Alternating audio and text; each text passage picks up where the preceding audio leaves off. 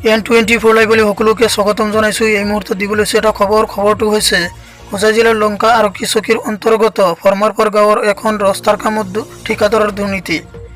প্ৰধানমন্ত্ৰী গ্ৰাম্য সড়ক যোজনা আঁচনিৰ নামত দুৰ্নীতি কৰা পৰিলক্ষিত হোৱা দেখা গৈছে।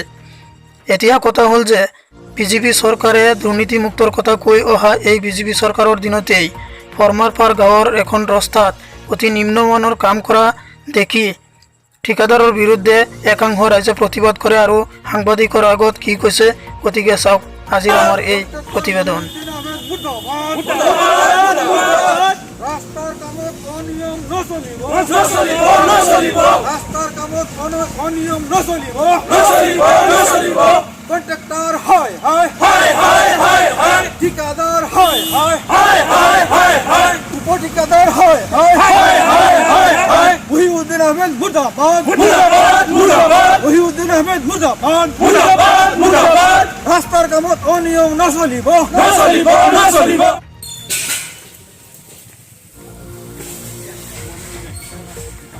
আপোনালোকে আজি কিহৰ ভিত্তিত আন্দোলন কৰি আছে? আমি এই ভিত্তিত আন্দোলন কৰিছোঁ। আমিতো গাঁৱলীয়া মানুহ, আমি দেখা পাইছোঁ এখন ৰাস্তা বনাওঁতে প্ৰথমত কণ্ট্ৰেক্টৰে ছাইড বাম দিয়ে, তাৰপিছত গুটখা বহুৱাই মেডেলবিলাক পেলাই থাকে।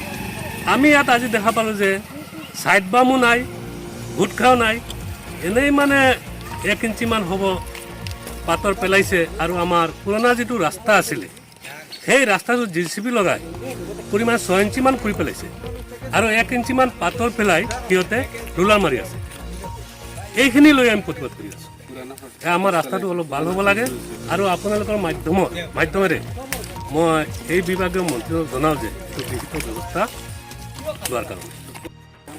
দাদা, আপোনালোকে আজি কিয় আন্দোলন কৰি আছে? আন্দোলন মানে আজি ৰাস্তাৰ কাৰণে আমাৰ যিটো ফৰমাৰপাৰ পশ্চিম ফৰমাৰপাৰৰ যিটো পকা ৰাস্তা, এই পকা ৰাস্তা বনাই আছে আৰু বনোৱাৰ কাৰণে আমি চবে মিলি আন্দোলন কৰি আছোঁ যে আমাৰ ৰাস্তাটোৰ কাম ভালদৰে হয়। চৰকাৰে যেনেকুৱা ৱাৰ্ক অৰ্ডাৰ দিছে সেই ৱাৰ্ক অৰ্ডাৰ মতে কাম হয়, সেইটো আমি বিচাৰিছোঁ। কিন্তু ইয়াত চাব ঠিকাদাৰটো অহা নাই। চাব ঠিকাদাৰ যিজন আছে সেইজনক আমি সুধিছিলোঁ যে আপোনালোকে ইয়াত মেটেল পেলাই আছে, ছাইড পাম্প বনোৱা নাই। ক'লে নাই, আমি ছাইড পাম্পটো পিছত বনাম। আমি ক'লোঁ নাই, বেলেগ জেগাততো আমি দেখিলোঁ প্ৰথমত ছাইড পাম্প বনাইছে, পিছত দেখিছোঁ মেটেল পেলাইছে। এতিয়া আপোনালোকে যদি মেটেলো পেলাইছে, আমি নিয়মটো নাজানো, আমি ধৰি ল'লোঁ। কিন্তু ইয়াত মেটেল কেই ইঞ্চিকৈ পেলাব? ক'লে নাই, 3 ইঞ্চিকৈ পেলাম। পিছত মই সুধিলোঁ যে আপোনালোকে যদি ইয়াত 3 ইঞ্চিকৈ পেলায়, এতিয়া ৰোলাৰ মাৰি 3 ইঞ্চি থাকিব নে ৰোলাৰ নামাৰাকৈ আপোনালোকে 3 ইঞ্চিকৈ পেলাব? এনে জুমলা হিচাপত কৈ দিলে নাই, 3 ইঞ্চিয়ে থাকিব। এইটোৱে আমাৰ প্ৰতিবাদ। আৰু যেনে নিয়ম হিচাপত যেনেকৈ ৰাস্তা হ'ব লাগে সেই হিচাপত আমি বিচাৰিছোঁ। এইটো আমাৰ ৰাইজৰ আপত্তি। আৰু ঠিকাদাৰক আমি কেইবাবাৰো খবৰ কৰিছোঁ। আমাৰ ইয়াৰ এজনে ফোনো কৰিছে যে ঠিকাদাৰজন অহাৰ কাৰণে এসপ্তাহ আগত ফোন কৰিছিলে, ক'লে নাই, মই আহি যাম। ইয়াৰ পিছত এতিয়ালৈকে এসপ্তাহ বেছি হ'ল, এতিয়ালৈকে অহা নাই ঠিকাদাৰ।